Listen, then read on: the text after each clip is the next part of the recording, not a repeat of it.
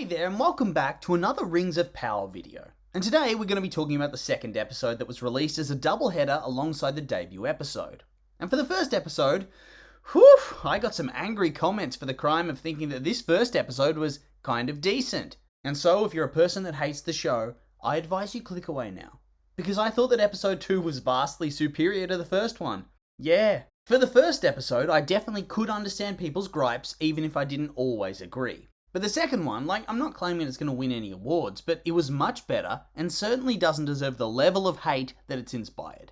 So, with that disclaimer out of the way, let's jump into the episode. Okay, so we start off the episode with our first look at the new intro for the show, which, yeah, I guess it was cool. Look, for me, Game of Thrones and House of the Dragon really did set the standard for cinematic type intros, so I think I've been spoiled by that. And this intro just didn't really stick with me in any real meaningful way at all. I don't think it was bad, but just not memorable. But then the episode truly begins, and the first scene from the last episode that we follow up with turns out to be Galadriel floating in the water, literally in the middle of nowhere.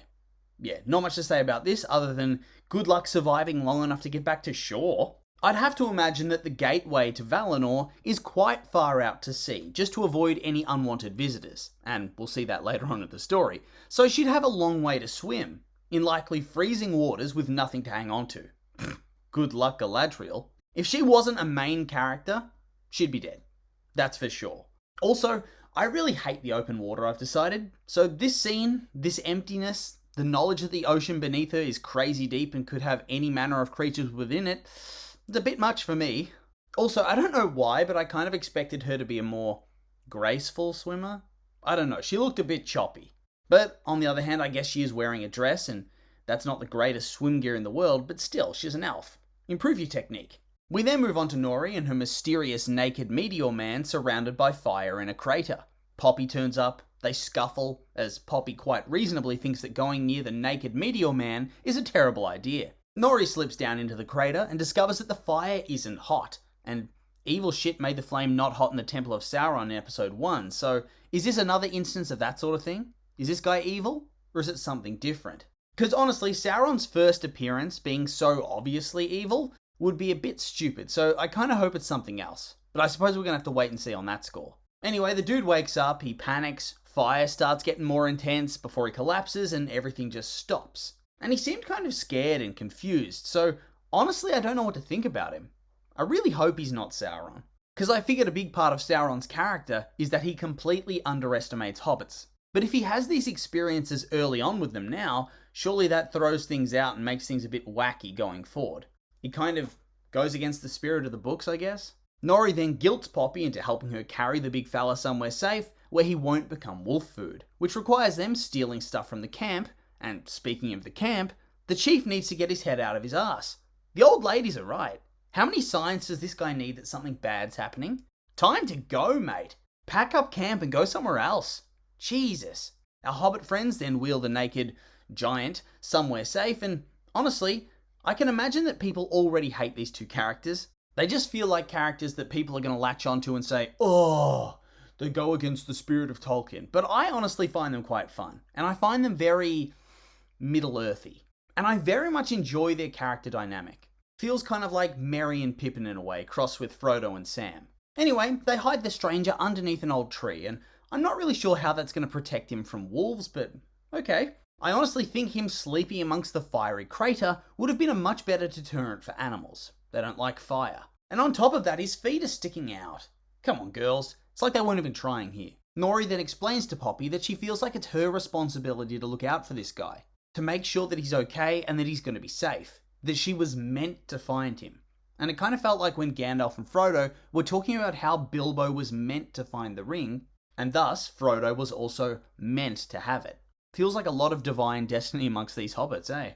We then cut to Hordern, where Arondir and Bronwyn are checking out the village. And they're checking it out at night. Come on, you two. It's always dangerous to do this kind of shit at night. And I could have sworn that they saw the burnt village during the day last episode. And then the village is only a short walk down the hill. So you're telling me they just lingered until dark to do proper investigating?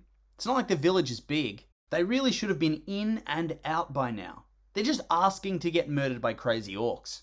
Anyway, they notice a bunch of fissures in the ground and talk about how there's no corpses and no wounded.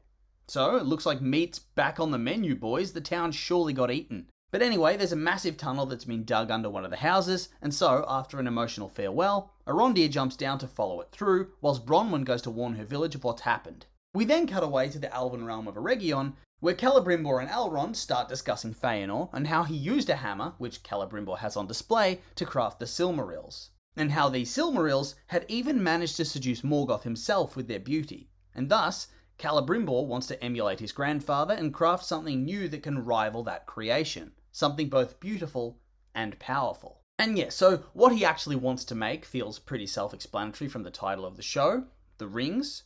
And this will obviously end very well for everyone involved. Regardless, Celebrimbor doesn't actually have a way to make these rings just yet, and thus, he needs Elrond's help in obtaining a workforce that will be able to build him the mightiest forge ever created. But he needs it done by the spring, which is probably pretty close. To which Elrond suggests that they seek partners outside the confines of the Elven race, which leads the two of them to travel by map to Khazad-dûm, the great realm of the Dwarves, as Elrond considers Prince Durin a close and dear friend, and thus assumes that he'll aid them in this task. And of course, it doesn't quite go to plan, as he's ordered to leave immediately, prompting him to challenge the Dwarves to a test of endurance, and so he enters the city alone, because obviously Celebrimbor pieces out of there almost instantly, and is walked through the halls to meet with Prince Durin, who doesn't seem happy to see him whatsoever. And I gotta say, about this scene, Khazad-dûm looked so awesome here. Very epic, very beautiful, and felt very dwarven. It felt like it fit in with the world we've seen in art and films and all of that. Just perfect. Anyway, Durin challenges him to a rock-breaking contest, where the punishment for Elrond's defeat would be permanent banishment, and his victory gives him a boon. And say what you will about the world building in this show, I know it isn't to some people's tastes, but the dwarves I feel like were spot on and really felt authentic to the world. Anyway, we then cut back to Nori as she goes to check on the stranger, only to find that he's no longer sleeping, and he's out and about carving runes into rocks. She accidentally startles him, and he panics and rages and seems to use magic, only to calm down once he recognises who she is. And we then have a little scene that kind of reminds me of the scene from Disney's Tarzan, where he meets Jane for the first time and she tries to introduce herself and get him to talk, but kind of fails as he just mimics her. It's kind of cute, so I'm really hoping this guy isn't evil. He just seems kind of sweet. It'd be a shame if he was a vessel of Sauron or something like that. She then tries to feed him some snails, and judging by the fact that they were still moving and making noise, it looks like they do not cook the snails. Ugh, that's got to be one of the most revolting things I've ever seen. Raw snail? Damn. And then the dude eats the snails too, shell and all. Ugh.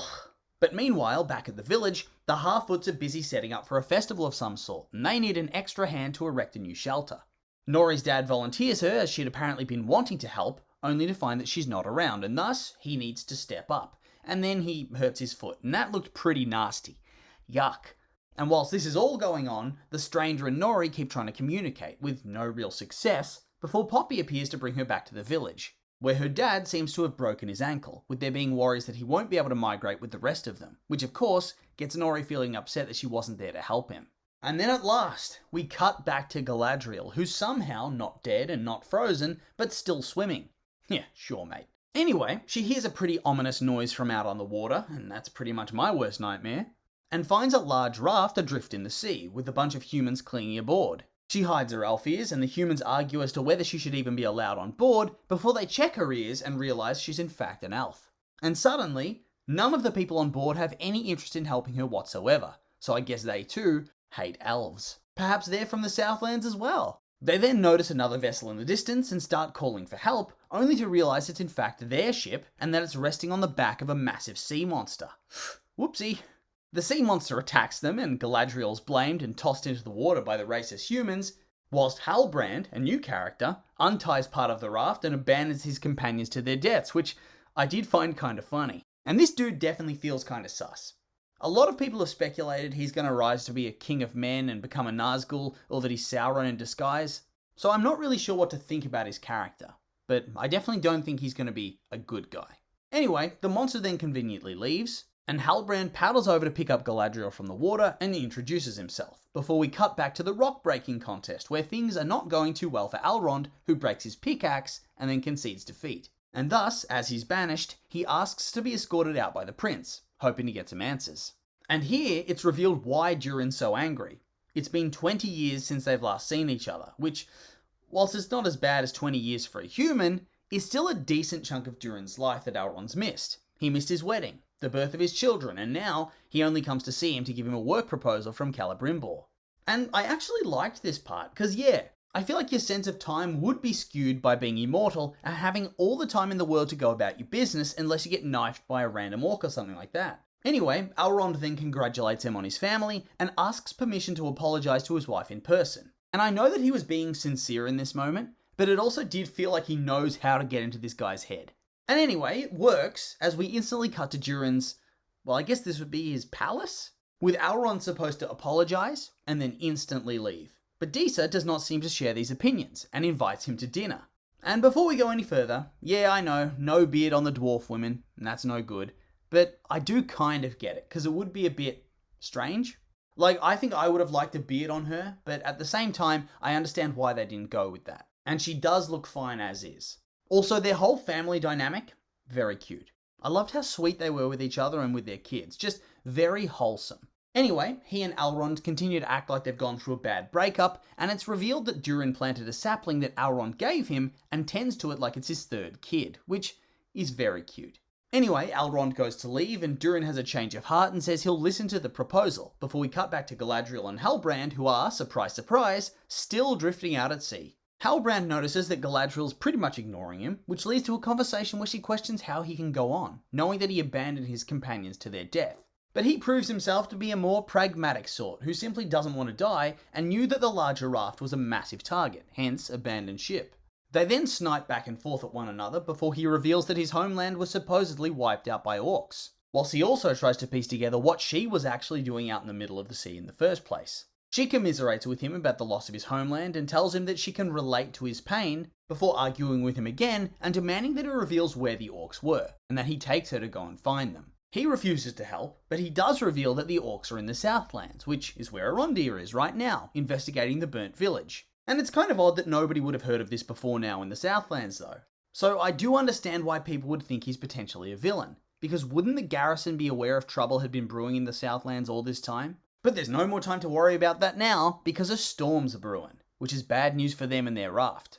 But we then return to the Southlands, where Bronwyn's trying to get the village to evacuate without any success, as they're all simply relieved that the elves are leaving. Even the shirtless bartender guy who seems to like Arondir is glad that they're gone. And that dude's mega sus, by the way. Pretty sure is the old dude from the trailer asking if Theo's heard of Sauron. So, wonder if he's going to be another sleeper agent type deal. Regardless, nobody listens, and we cut to Theo, who's brooding in his house when he hears those pesky mice. And so he smashes up the floorboards, only to come face to face with an orc, which is enough to ruin anybody's day. And speaking of which, looks like Arondir is in the tunnels with the orc as well, as he finds claw marks and a loose claw, and then sees a shadow approaching him. So he squeezes through a tunnel and falls into an underground pool and prepares to ambush it, before he immediately gets snatched by a couple of pairs of hands, and then that's the last we see of him for the episode. Like, obviously he's going to return, they're not going to kill him off this early, but they certainly want you to think that he's in peril. And speaking of peril, Bronwyn comes home to find her house in shambles and Theo hiding in the wall, telling her to run and get help. She, of course, doesn't, and then we have a brief horror scene where they hide from this random orcish monster, before they work together to kill him using garden tools and a makeshift noose. And honestly, I really liked this sequence. This orc is clearly a low-level grunt who a hero character would obliterate. But to an average villager, he'd be an almost unstoppable force that they have little chance of actually overpowering. They have to team up and keep attacking him from behind. She then takes his head as a trophy and brings it to the village, telling them anybody who wants to live should head to the Elven Tower at first light. And judging by the looks on some of these characters' faces, more than a few of them seem to be in on this. So this is probably going to end badly. We then return to our ship in the storm, where Halbrand and Galadriel are struggling against the elements, seeking to ensure they stay afloat. Galadriel ties herself to the mast and then offers her hand to Halbrand to do the same, before their ship is hit by lightning and the mast falls into the water with her attached. And I know this is meant to be dramatic, but it just seemed a little bit silly to me. I couldn't take it seriously and I did actually laugh. But anyway, he dives down and saves her with her brother's dagger before they clamber back on board and survive the night, I guess. It's then back to Nori, where she goes with Poppy to see the stranger again and tells him that the next migration's about to happen and that she can't stay and help him. He then gives them a kind of creepy looking look and forces Poppy to drop her lantern and release the fireflies within, before he goes all mystical and starts whispering to them, kind of like when Gandalf talks to the moths in the movies. It kind of felt like they were using that as a reference to hint that he might be a wizard, but maybe I'm just seeing things. Anyway, he uses the fireflies to make a constellation, with Nori then deciding that he wants their help to find those stars, before the fireflies all suddenly die. And once again, it feels like this would have been the perfect place to end things. Nice and ominous and creepy. But then we still have more scenes. It's going too long. We move on to see the King of the Dwarves, also called Durin, is not quite as thrilled about Elrond's return as his son is, and he's not eager to work with him, nor trust him. And he even fears that he might have discovered their secret, which I assume is them finding Mithril in the mines. We then move on to the Southlands again, with Theo playing with his very obviously evil sword and giving it some blood and making it grow, whilst Galadriel wakes up in the raft, having been discovered by what I assume is a Númenórean ship. And then that's where we wrap up. And this episode, I did feel like it was better than the first by a fair bit. Less boring elf stuff. The dwarves and their whole story was great, and the Southlands is heating up. We even saw an orc. Far superior. And I get that the lore changes to some of this have people up in arms, but for an adaptation, I think it's going real great. But as always, these are just my opinions, and now I'd like to hear yours.